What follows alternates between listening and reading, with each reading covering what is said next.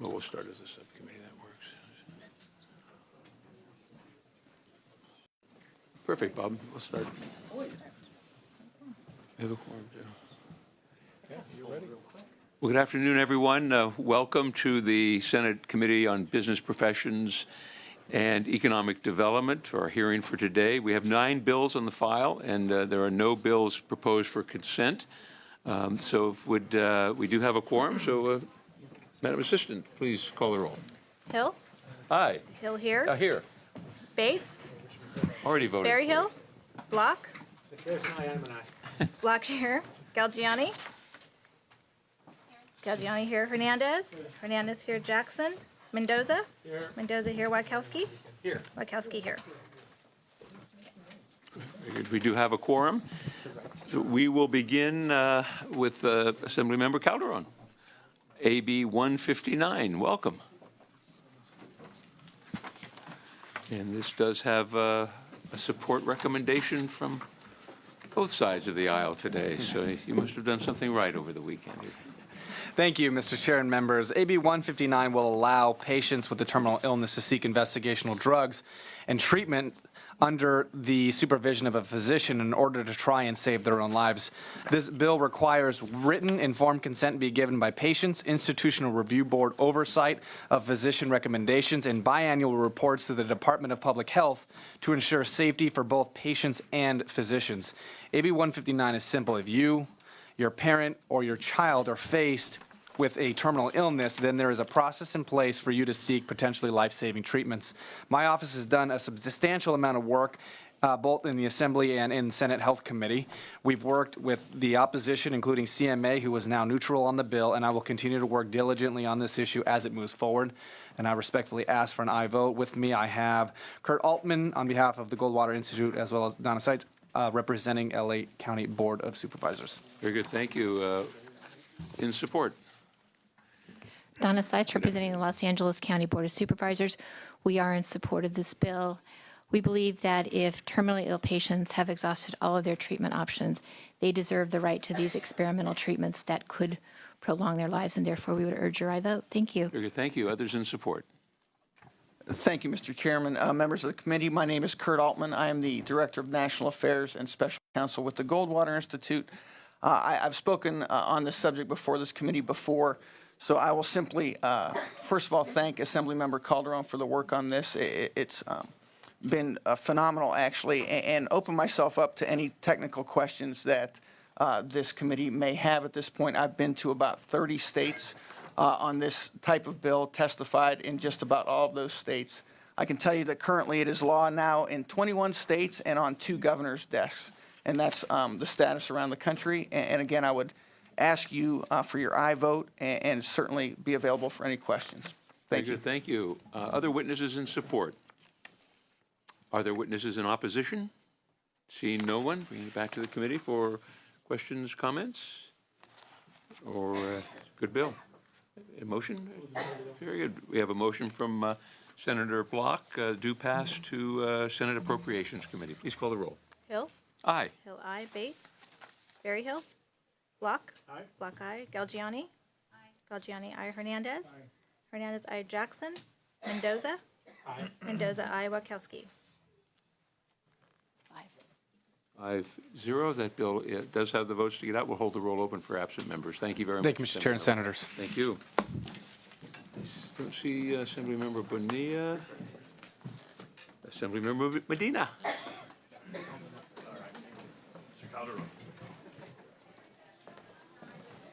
Welcome. Thank you. This is item number 5, AB 573. Good afternoon, Assemblymember Medina. Good afternoon, Mr. Chair and members. I'm pleased to present AB 573, which represents the Assembly's bipartisan effort to provide relief to the 13,000 California students harmed by the closure of Corinthian colleges. The analysis does an excellent job of outlining the bill. I want to focus on what I consider to be the most important piece of this bill, the local assistance grants. Federal and state law provides loan forgiveness and tuition recovery for students affected by a school closure. These benefits, however, are only available to students who successfully navigate the state and federal process. According to the United States Department of Education, only 6% of eligible students receive a loan discharge. About 40% of California tuition recovery claims are denied, and of those, only 10% are ever appealed.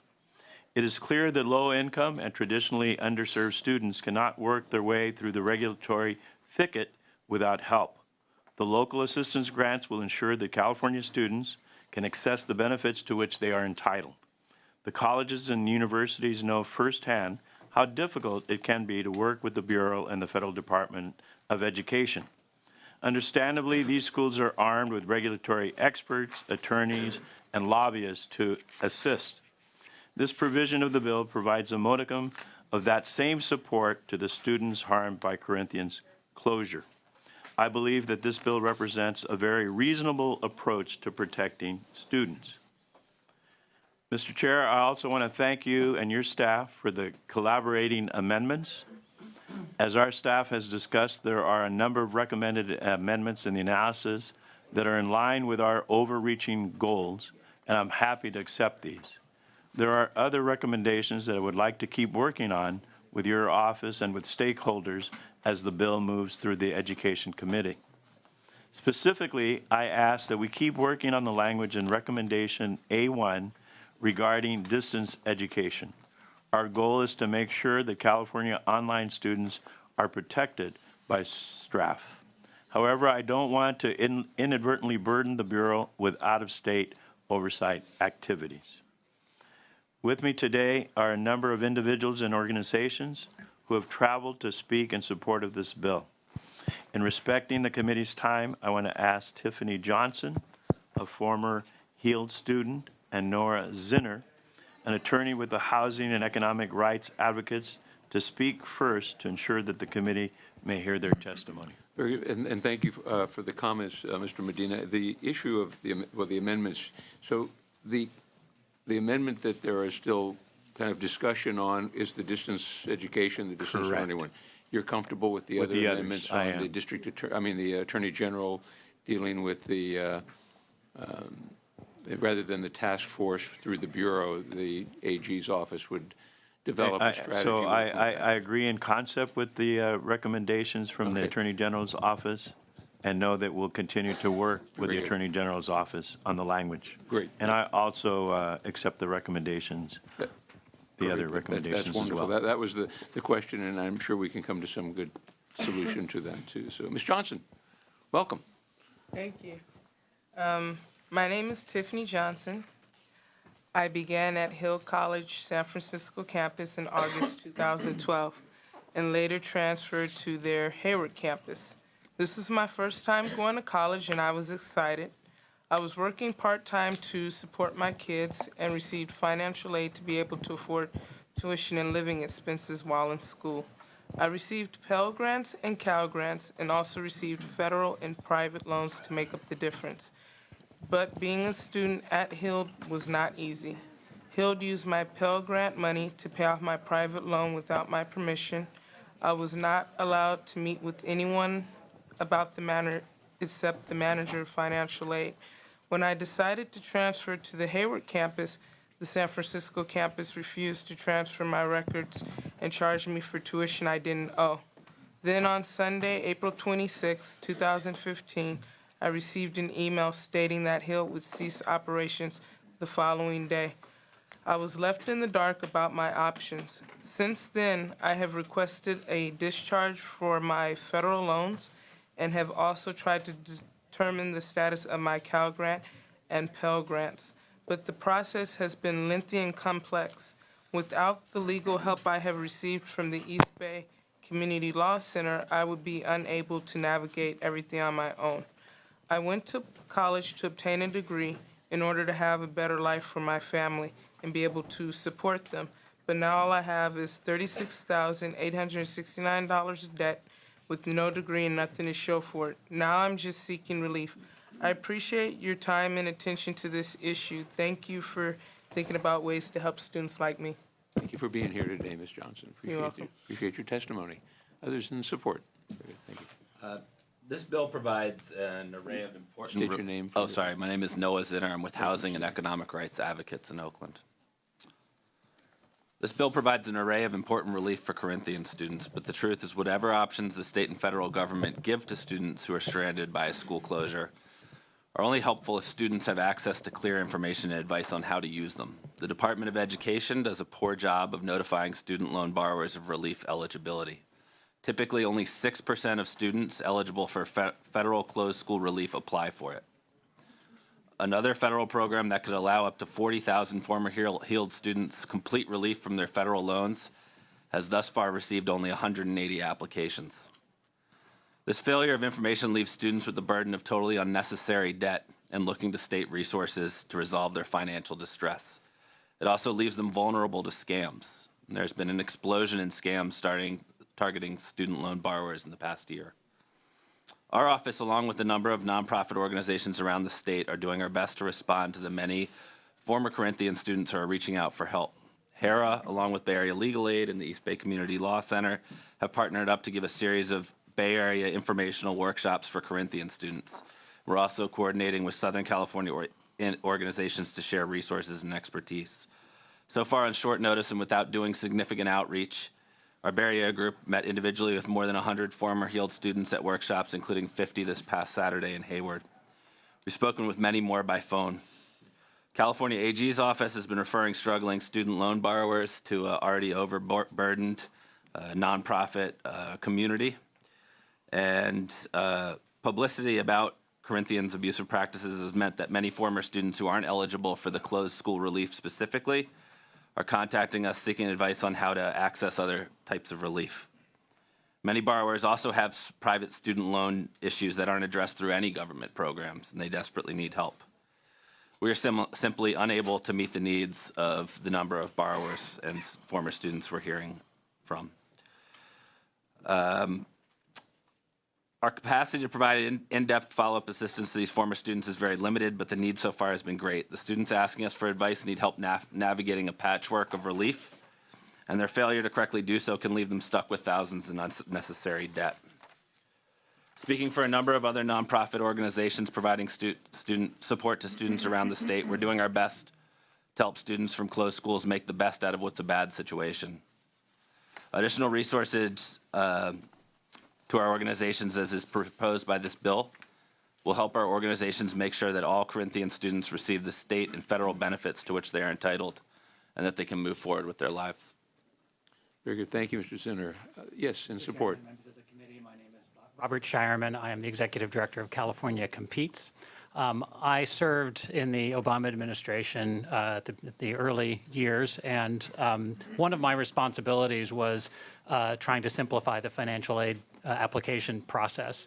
And believe it or not, we simplified it a lot, but you will still hear complaints about it because it is still very complicated. All of these issues are complicated, and what we're facing here in the Corinthian closure is a lot more complicated than federal financial aid application.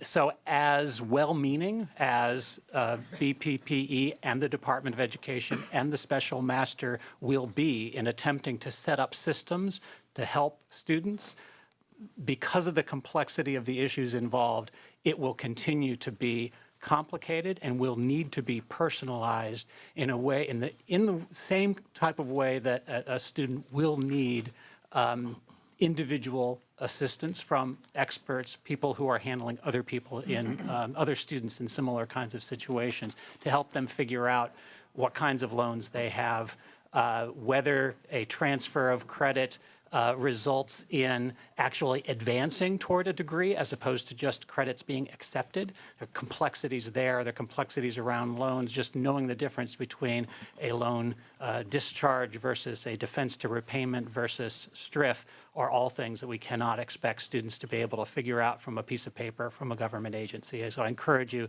to support the bill and its support for legal assistance help for these students. Very good. Thank you. And you're absolutely correct. The complexity of this issue is beyond a simple solution to it. Others in support, and if you could just state your name and organization, unless you have something briefly that you'd like to add.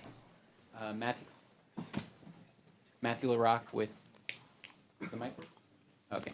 Matthew LaRock with the Institute for College Access and Success in Oakland, here in strong support of the bill. As Ms. Johnson conveyed, the process for receiving a discharge or other forms of relief is anything but simple, so we're particularly supportive of the provisions in the bill that would provide funding to students at closed schools to receive professional legal assistance. Again, this is understanding the options to which they are already legally entitled. Thank you. Thank you. Mr. Mr. Howard. Chairman, members, Ed Howard on behalf of the University of San Diego School of Law's Children's Advocacy Institute, Center for Public Interest Law, and University Veterans Legal Clinic. We're here because the disproportionate number of victims of this are foster kids, our national heroes, meaning our veterans, and communities and individuals of color. And the idea that we would trust the same government agencies that failed these kids and failed to prevent this from happening, from being the ones who would provide and extend the advice to these kids about how to get out of it, that's the reason for that most important piece of the bill. These people, by definition, need advice about how their lives are going to go, and respectfully urge your aye vote. Thank you, Mr. Howard. Others in support? My name is Angela Perry. I'm here with Public Advocates, and we are in strong support of the bill as well. We believe that this will aid tens of thousands of Corinthian students that still need guidance on how to proceed, and will put in place some safeguards that will prevent things from this happening in the future. Thank you. Thank you. Good afternoon, Chair and members. My name is Aaron Lewis for the Consumer Federation of California, in strong support of the bill. Thank you. Thank you, Mr. Lewis. Good afternoon. Mr. Chair and members, Kendra Harris with the California Federation of Teachers. We're in strong support. Thank you. Good afternoon, members of the committee. My name is Rosa DeAnda. I'm here with the Community College Chancellor's Office, and we're in strong support of this bill. Thank you. Thank you, Ms. DeAnda. Thank you, Chairman Hill, members of the committee. Jessica Bartholow with the Western Center on Law and Poverty and Support. Thank you. Angela Williams, California Student Aid Commission, in support. Good. Thank you for the testimony. Robbie Sumner here on behalf of Attorney General Kamala Harris. We support the bill and look forward to continuing to work on language for the grant component. Very good. Thank you. Jennifer Tannehill with Aaron Reed and Associates on behalf of the American Career Colleges, West Coast University. We have a supportive amended position on the bill. We have concerns with the STRIF language in the bill. We think general fund would be a better source for that money, but we fully support the goals of the bill in addressing the harm that was done to the Corinthian students. We're reviewing the amendments that were mentioned in the analysis now. Very good. Thank you. Others in support? Seeing no one. Those in opposition, please. And perhaps if someone could make some room for a couple minutes. Ms. Johnson, you can stay there if you'd like. That's fine. Mr. Chair and members, Scott Governor here on behalf of University of Phoenix. We are not opposed to the bill. We have no position on the bill. Actually, Amendment 1A in the analysis was of some concern. We've spoken to Assemblymember Medina, Ms. Mattoon, Ms. Mason. We think we can reach agreement on this item to ensure that California students remain eligible for the STRIF if they're taking distance education. Just the actual amendment itself was a little unclear. So, again, we think we can reach agreement on that. So we'd like to thank the author and staff. Thank you. Thank you, Mr. Governor. Mr. Chairman, Matt Back, representing CAPS, California Association of Private Post-Secondary Schools. Just want to make clear that Corinthian is not a member of our association. We have no ties to them. We certainly sympathize with all of the students and the situation that's going on. We currently have a support if amended position, although the amendments that just came out, we haven't had time to review them. I do know our members have some concerns with them, so that support position may change if some of those amendments do go through. The reasons that we're support if amended, two things. One, we fully understand the community college relief and the Cal Grant relief. Those are important things that are in the bill, and those will help these affected students continue their education. Of course, there was no reason, no fault of their own for the situation they're in. Where we do have some concerns, and we've offered amendments, is the piece that allows the healed student to get the STRIF relief. These are students who did not pay into the account. As many of you know, Heald was an exempted institution, therefore their students did not pay into the account. So you're asking our students who did pay into it to subsidize those students. They're obviously going to take some claims if this bill were to become law and then require our students to pay more. So you're increasing fees on our students to pay for the Heald. We have concerns with that. We also have concerns with the legal aid piece. That's a $1.3 million appropriation. Those are institutional fees that we paid to the Bureau that are now going to be diverted to attorneys to help these students, when in fact there are many resources today for these affected students, many of which the federal government has implemented since the introduction of the bill.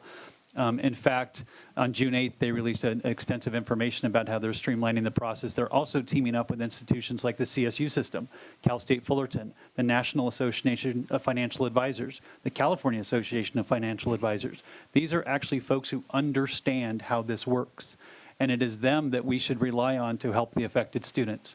Writing a blank check for $1.3 million to some of these organizations, we just have fundamental concerns with that, right? These are our funds that we paid to the Bureau that are being diverted. But when we do have existing federal and state resources, that could help them. The AG is also assisting. The Student Aid Commission is also assisting. The Bureau is there to help. So we do believe there are existing resources that could help them. Again, we fully sympathize with these students. We want to help them. Many of our institutions are indeed helping them with their choices.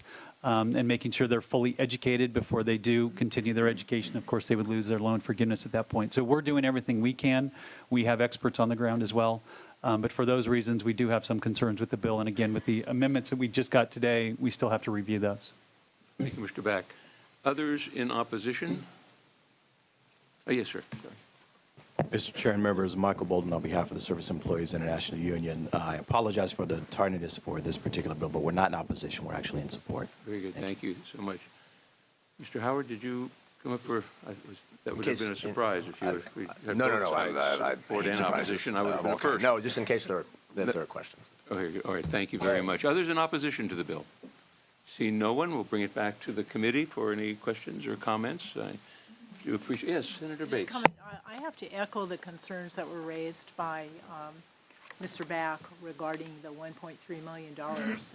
Have had a number of attorneys contact me regarding that. Many services are provided by our private attorneys pro bono through Legal Aid Society. So I would really appreciate if the author would take a look at that and reconsider. At least it's a huge amount of funds coming out of what might be available for direct support to the students. And for that reason, I'm very supportive, and I appreciate our hearing that we had and brought forth all the concerns and certainly what it's done to many students. It's been a tragedy that certainly what's being proposed here is going to help us help them, back to, some sort of equality in terms of their ability to pursue their degrees. But $1.3 million, lots of money that could go directly to the student aid. So I just wanted to put that on the record and have you take a little deeper look at whether that's an appropriate amount and whether there aren't a number of resources that are mentioned here, but also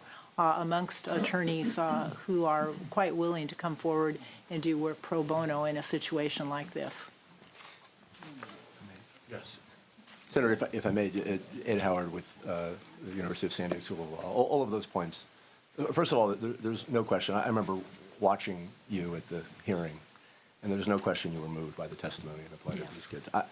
I will say just generically that all of the good intentions of this bill will not reach these students in the way that I think everybody here wants them to, without these particular students being able to sit down with an individual, and not just an individual who can help them navigate the thicket that the schools hire lawyers and lobbyists and all of us to navigate, but to sit down with them and offer essentially life advice about whether or not to go in this direction or in that direction. It is true that in the analysis this is called legal assistance, but it really isn't.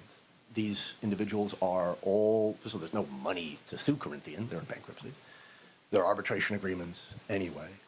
All this really is do you have somebody who is skilled and practiced at taking people who are economically disadvantaged and working through with them what their life options are, and then have the skill and training above and beyond those folks to be able to do it. You're correct that pro bono attorneys could do that, and I think it's a very welcome, perhaps, addition to the bill to reach out to the various county bar associations to see if they can prioritize that. But the fact that you mention that underscores the need not to rely just on the kindness of strangers, but to build in as a particular part of this bill money for individual assistance.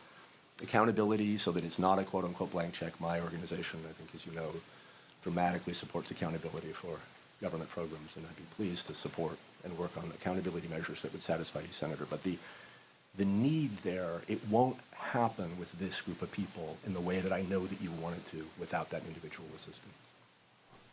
Thank you, Senator Block, followed by Senator Wojciechowski. Thank you, Mr. Chair. Mr. Howard, in the ideal world, I guess the Bureau for Private Post-Secondary Education would take the lead in this effort. Is it your experience in working with them and the other entities here that appropriate advice, there's enough advice already being provided to students by BPPE or the other agencies? If I were in court, I would say objection leading.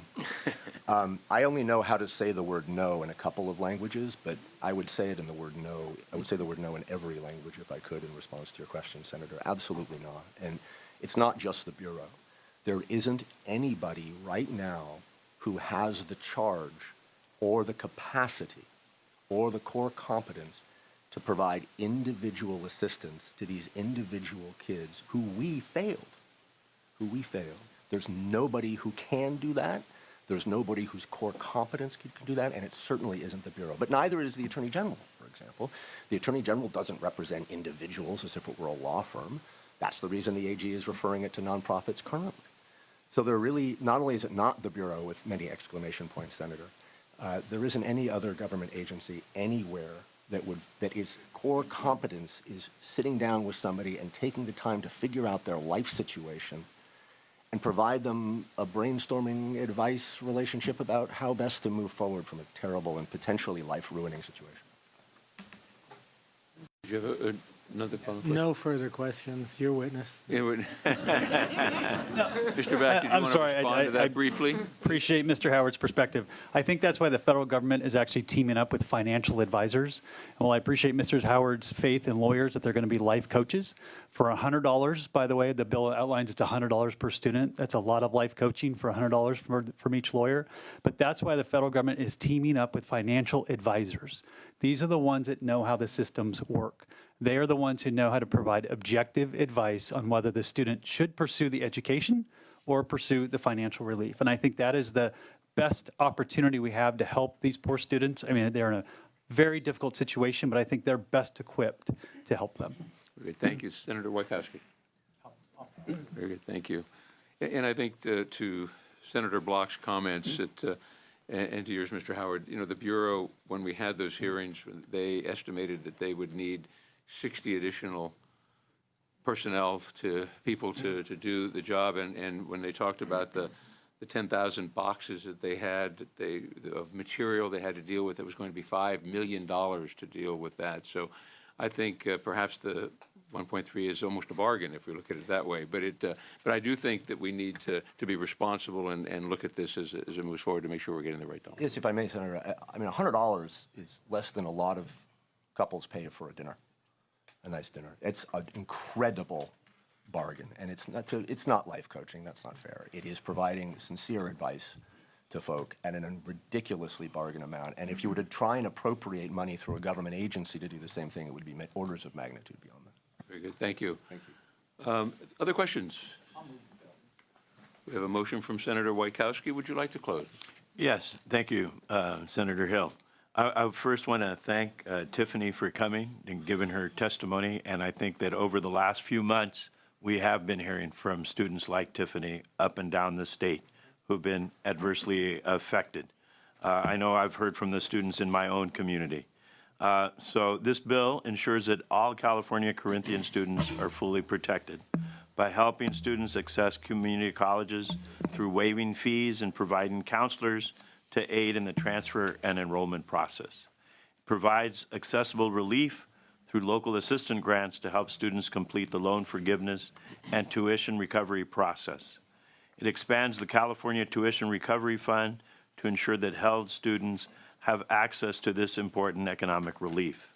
It restores up to 2 years of the Cal Grant eligibility for approximately 2,700 Cal Grant students impacted by the closure of held colleges. Finally, the committee amendments add several important pieces, including requiring the Attorney General to act as a one-stop support and referral agency for students impacted by the unlawful school closure, and allows California Licensing Board some leeway in determining an alternative license pathway for Corinthian students that were close to graduation. This bill is an important step for students, and I respectfully ask for your aye vote. Very good. Thank you very much. We have a motion, and please call the roll. Do pass as amended to Senate Education Committee, and appreciate your willingness to fine-tune that issue on the Attorney General. So thank you. Please call the roll. Hill. Aye. Hill, aye. Bates. Berryhill. Block. Aye. Block, aye. Galgiani. Aye. Galgiani, aye. Hernandez. Jackson. Mendoza. Wachowski. Aye. Wachowski, aye. There's 4 votes. We'll hold the roll open for the absent members. Thank you very much, Mr. Medina. Assemblymember Bonilla. Good afternoon. I'm sorry? She's right there, yeah. I saw her. Madam Chair, welcome.